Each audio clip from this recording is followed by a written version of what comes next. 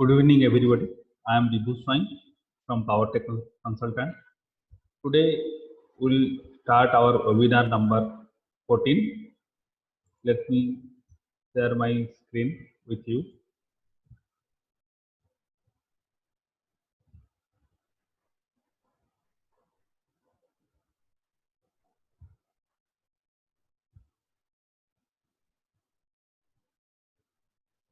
So, this is webinar number 14. In this class, we shall study about chapter 2 of book 3, that is electric motors, and the book name is Energy Efficiency in Electrical Utilities. This chapter is also applicable to the applicant who are appearing for paper 4. Now, let us know what is and what do we mean by a motor. Motor, for any industrial professional, you all know that motor converts electrical energy to mechanical energy.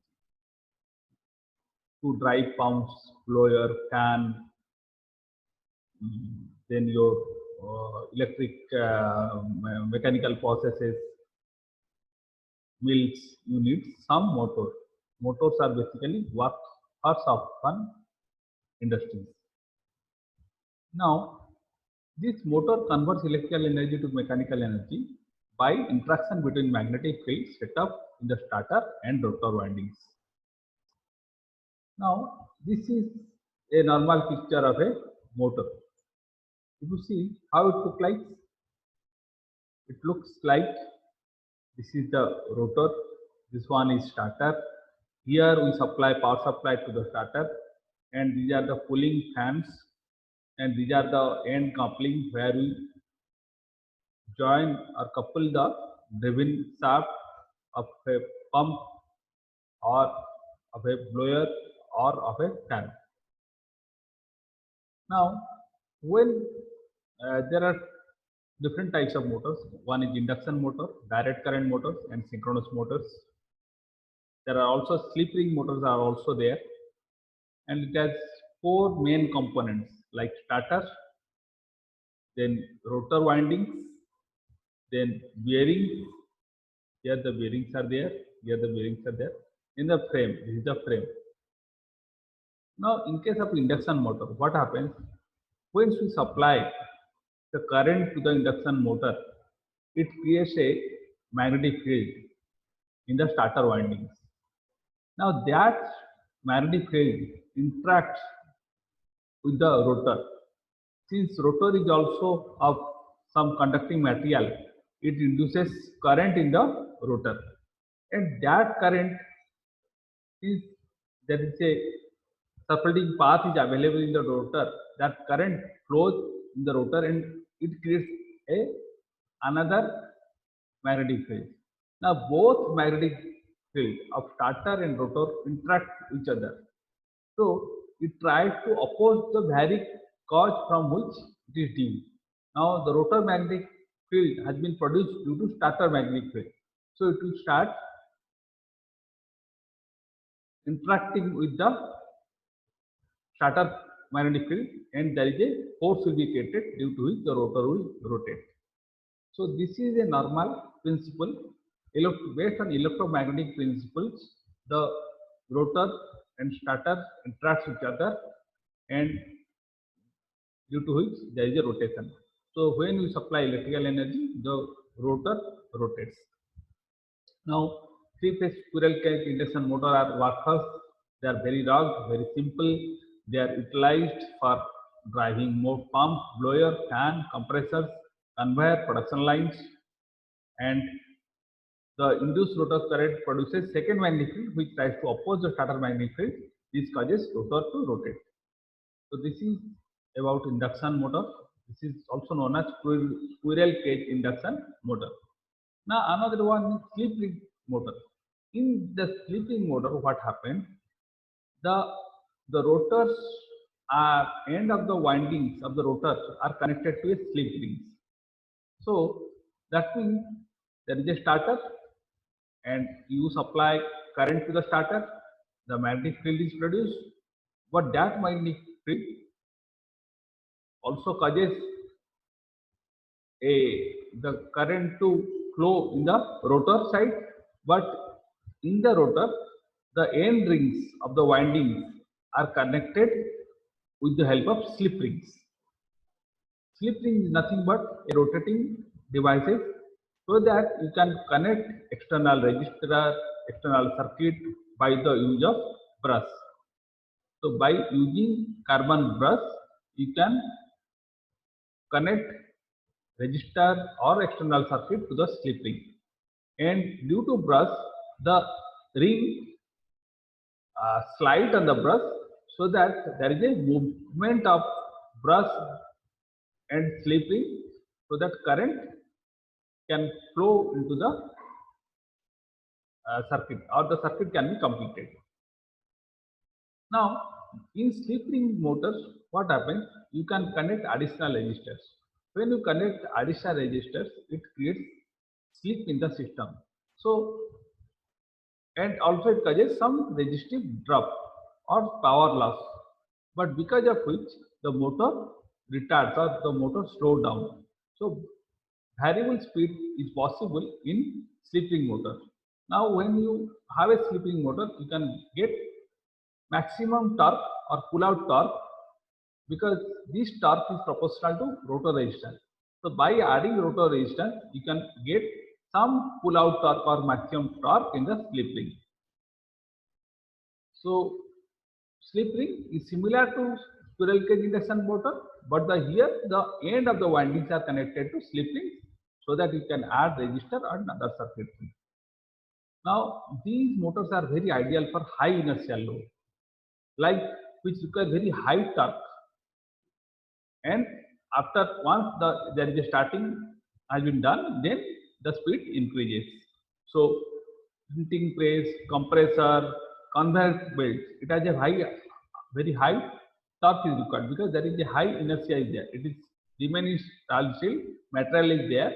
So for those starting of those high inertia load, you require slip ring motor. Printing press, compressor, conveyor belts, hoist, elevators are examples where slip ring motors are used to produce driving variable torque or variable speed loads.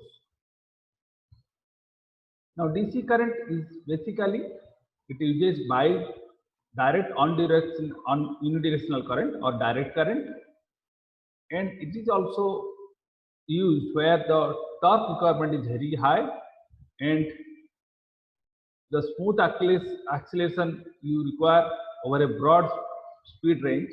They are also used direct motor or DC motor, particularly in railway traction application. DC motors are used. Now, in case of synchronous motor, AC power is fed to the starter, but the rotor is fed by a DC from a separate source. Now, due to which the rotor magnetic field locks into starter rotating magnetic field. Now, because of this DC current fed by a separate source, there is a magnetic field is created in the rotor circuit, and this rotor magnetic field reacts or interacts with the starter magnetic field, which is produced by the AC current. Due to which both the rotor and starter, this magnetic fields lock with each other and the rotor rotates at synchronous speed. In synchronous motor, the slip is zero. That means the rotor operates at synchronous speed or rotate at synchronous speed. Now, then who supplies the slip? Slip is nothing but the difference between synchronous speed and operating speed. In this case, the slip energy is provided by DC extraction power. Because of this DC extraction power, it gives some additional speed, due to which the rotor rotates with the starter magnetic field. That means at synchronous speed. Now remember this formula. What do you mean by synchronous speed? You know, our frequency in Indian standard is 50 Hz. So one synchronous speed is nothing but that is in RPM, revolution per minute, is equal to 120 F by number of poles. This is 120 F by P. N, synchronous speed is denoted as N. So N is equal to 120 F by P. So speed of AC motor depends upon two parameters, frequency and number of poles. Now let us say for two poles, what will be the speed? Speed will be 120 into F, that means 6000 by 2. So speed will be 3000 RPM. Similarly, for four pole, the speed will be 120 F, that means 6000 by 4. It will be 1500 RPM. So poles are always even, North pole and South pole, they come as pairs. Therefore, for 16 poles, you will have 375 RPM. In examination, sometimes you will be given this formula in different way. You might have to find out frequency or RPM or pole if two data are given. Now, the difference between synchronous and full load speed is called slip. Now, it is measured in percentage. What is slip then?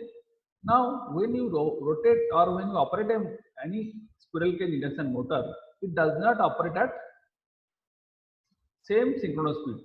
It operates at a lower speed as compared to the synchronous speed. So, the difference between synchronous speed and actual full load rated speed is known as slip.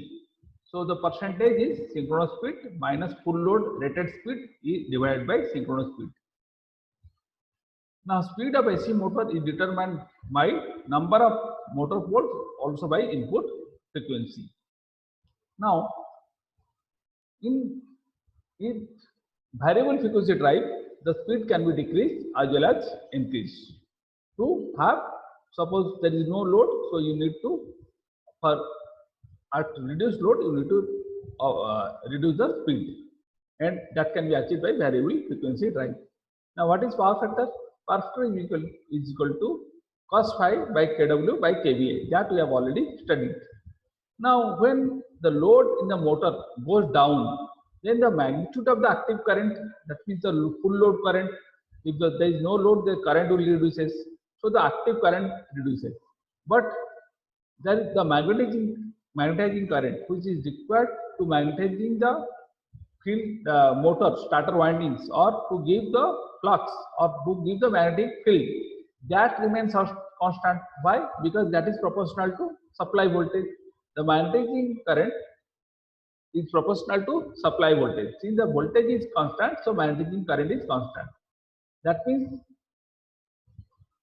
at load or at reduced load, since the active current reduces, that means kilowatt reduces, but the magnetizing current remains same, so it gives rise to lower power factor. So power factor reduces. That means at low load, the power factor of motors is low, or therefore induction motor, especially those operating below their rated capacity, are the main reason for low power factor in electric systems. So you have to utilize or operate motor at their rated capacity, so that the power factor will be improved.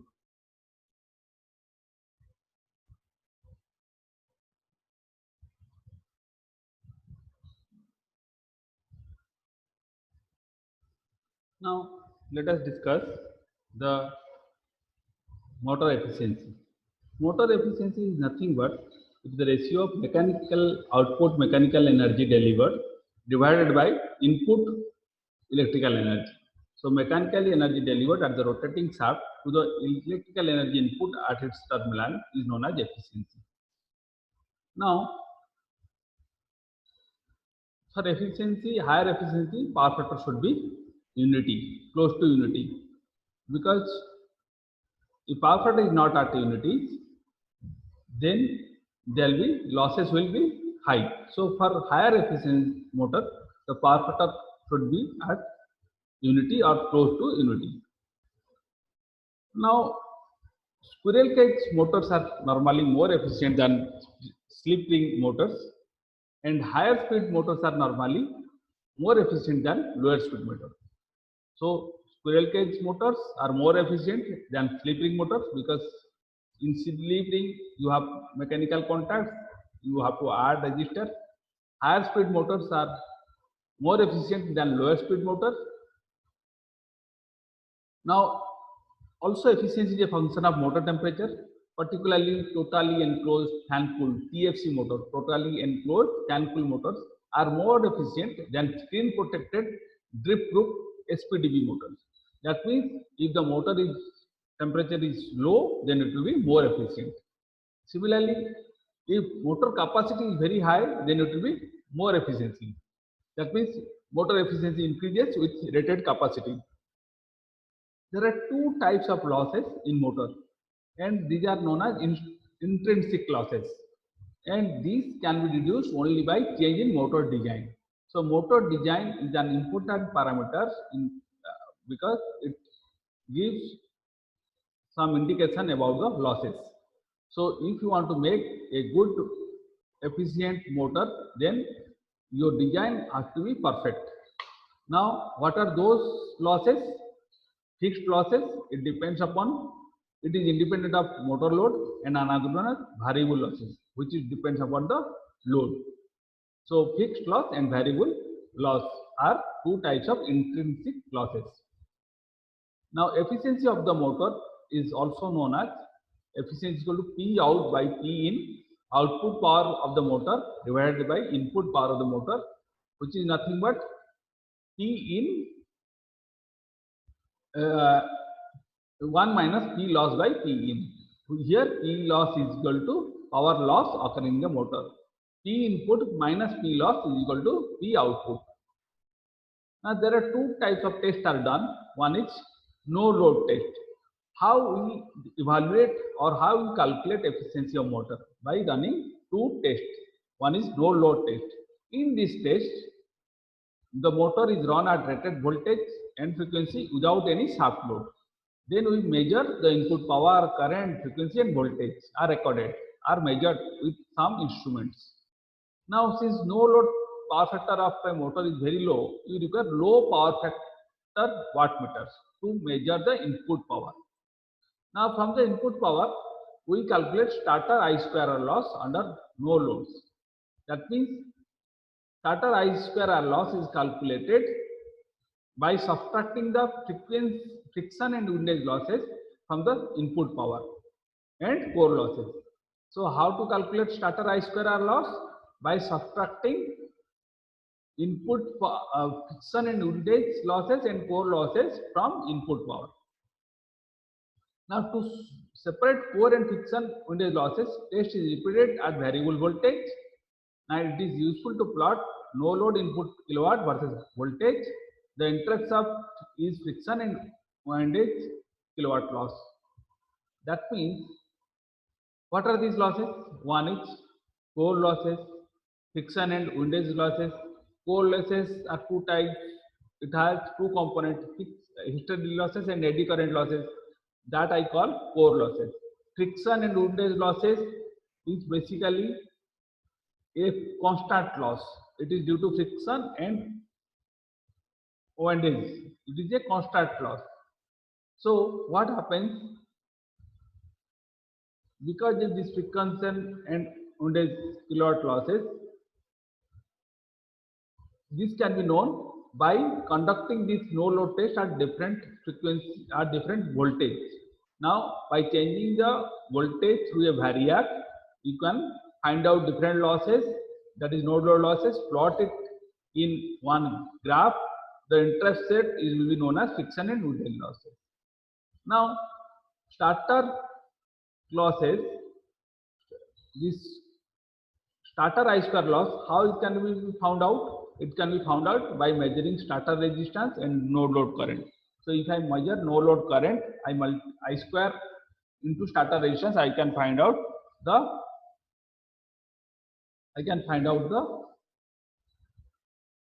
starter core loss, starter I square loss. So friction and windage and core losses is nothing but no load loss minus starter I square R loss. Then How to measure the rotor I square loss? I have to operate the motor at particular load or at rated load. I have to measure the rated current. Then I have to measure the starter resistances. I have to correct these starter resistances to I have to correct temperature correction has to be applied by this formula. R2 by R1 is equal to 235 plus T2 by 235 plus T1, where T1 is ambient temperature and T2 is operating temperature. This is for what? Because the motor, when it operates, there is due to losses, the temperature increases. Maybe around 100 to 120 centigrade is the Celsius is the temperature of the operating motor, but your ambient temperature maybe will be 50 degrees Celsius. So since resistance depend upon temperature, due to higher temperature, the resistance of the starter will get changed. To find out the resistance at operating temperature, we have to apply this formula. Now, rotor I square R loss.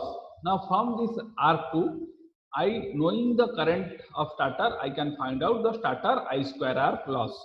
Now, rotor I square R losses, how to calculate? Slip into starter input by starter I square loss minus core loss. So, the starter input power minus I square R loss, starter I square R loss minus core loss will be rotor I square loss. Now, how to measure slip? Slip is nothing but synchronous speed minus your actual operating speed. Now, operating speed can be measured with the help of stroboscope or non-contact type of thermometer. So, from this I calculate slip. Starter input, I measure the parameter at rated current, at rated load. From starter I square loss, I measure the starter current at rated load. I multiply the resistance. I found out starter I square loss. Core loss has already found out, so I can find out rotor I square loss. Now, by calculating all these losses, 1 minus these losses will be efficiency. Now, apart from that, there is a straight load loss. Say IEEE transactions 1 and 2 gives a specific values on 0.9% to 1.8%. You can assume the straight load loss for different type of motor rating. The straight losses will be different from 1 to 125 HP 1.8%, 250 to 1500 HP band it will be 0.9%. So higher is the rating, lower will be the straight losses. Now you have to purchase good quality, good energy efficient motors by procuring your motor as spares, because so particularly how it can be done by purchasing large number of motors. While purchasing large number of motors or small motors or large motors, you have to ask for detailed test certificate.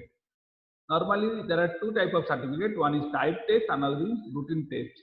So the type test is particularly done and kept ready. But if you organize type test for your particular motor, it will cost you. But routine test data will be available. So you can take some type test certificate of the sample motor or routine test certificate of all motors. Then efficiency value has to be compared, and it should be without any tolerance, because efficiency value should be without any tolerance. Then while installing or replacing the motor, you have to also check the actual input current and kilowatt. Then for new motor, you have to record no load input current and no load input power and current. So always while deciding the efficiency of any motor, you have to rely on measured input for all calculations. So these are the pointer for user of motors, and we discuss something on ID3 motor separately subsequently, how ESL is doing or going for I3 motors or National Motor Replacement Program, that will be discussed in separate class. Now, estimation of efficiency in the field can be done. For finding out efficiency of a motor, you have to remember these 3 points: measure starter resistance, correct it to operating temperature, from rated current value calculate I square losses, from rated speed and output rotor I square losses are calculated, from low load test core and friction windage losses are determined, and trail losses can be assumed. Now let us come to this problem. With this problem, we will be able to calculate the motor efficiency by losses method. So what are the given data here? Rated power 34 kilowatt or 45 HP. Sometimes if kilowatt is given, you can calculate HP. If HP is given, you can calculate kilowatt. What is the input voltage? For rated voltage is 415 volt. Rated current 57 ampere. These are all are rated, rating of the motor. Rated speed 1475 rpm. 70. This is lesser than synchronous speed. What is the number of poles? Now 120 f 120 into 50, that means 6000. It is around 1500 rpm. Synchronous speed will be around 1500 rpm. So this is a 4-pole motor. So 6000 by 1500, it will be a 4-pole motor. Insulation class is F. Frame size LD 200. It is a frame size, means it is the dimension or the height, width, length of the motor. The connection is delta. It can be also star or delta, but here the connection is delta. That means there are 3 windings. So 3 windings are 6 end points. So all the 3 end points are connected in delta fashion. Now what is the load test was conducted. That means no load was given. The rated voltage, rated frequency, AC supply is applied without any load. The load is decoupled. Then input voltage, current, frequency, and no load power is measured with the help of instruments. And also starter phase resistance at 30 degrees Celsius is calculated by a multimeter. So what is the no load data? V is equal to 415 volt. Same rated voltage has been given. Current is, no load current is 16.1 amperes. Frequency is 50 hertz. Resistance is 0.264 ohm. No load power, this is 1063.74 watt. So what we have to do? We have to calculate iron plus friction and windage loss. We have to calculate starter resistance at 120 degrees centigrade. That means this operating temperature is 120 degrees Celsius. Due to which the resistance R2 will increase. Then we have to calculate starter copper losses at 120 degrees Celsius.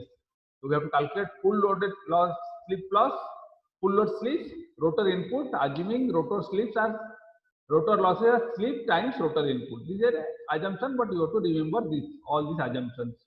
Determine motor input, assuming stray loss also has been given, that is 0.5% of the motor rated power. That means motor rated power is 34 kilowatt. So the stray loss will be 0.5% of 34 kilowatt. Calculate motor full load efficiency and full load power factor. These two data we have to calculate. This is a 10-mark questions, and you all have to practice these questions. Now let us find out how we are calculating. No load loss means iron plus friction plus windage loss. Would PI is iron loss, friction and windage loss is FW. What is that? It becomes 1063.7 per kilowatt.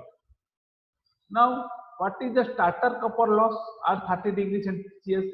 Why 30 degrees Celsius? Because at no load the motor operating temperature has not gone to that high temperature. 120 degrees Celsius has not been achieved. So we have to calculate starter copper loss at 30 degrees Celsius. Now what is the starter current? 16.1 ampere. Use the delta. Now delta, you know, in delta connection, line current is equal to √3 of phase current, or phase current is equal to IL by √3. So phase current will be 1 by √3 times of line current. Line current is 16.1 ampere. So phase current will be 16.1 by √3 square. 3 phases, so 3 and resistance. So 3 IP square into resistance. So starter copper loss for the 3 windings is 3 phases will be 68.43 watts. Now you know this no load power is nothing but iron plus friction plus windage loss plus starter copper loss.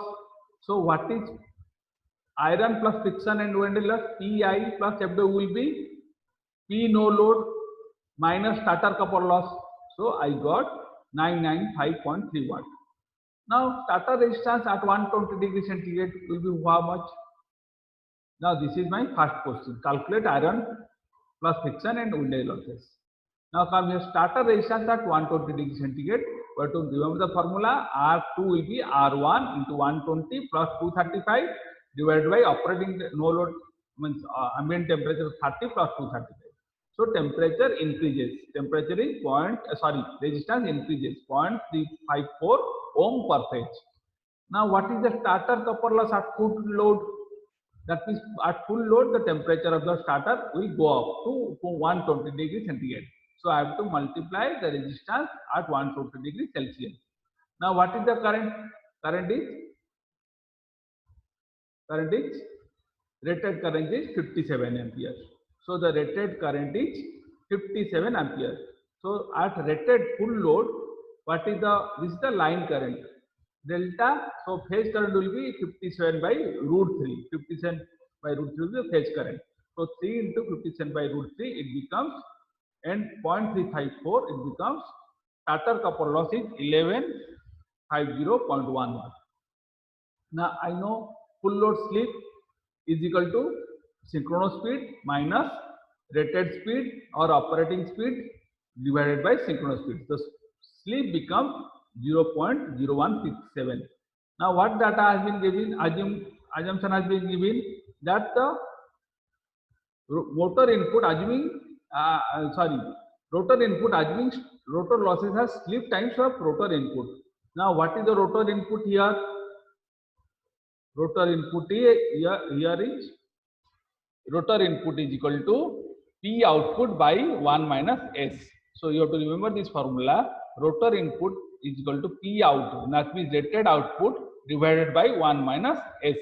So 34 is the rated kilowatt. So rated kilowatt divided by 1 minus slip. So rotor input is 34577.4 watt. So full load input power, P input will be what?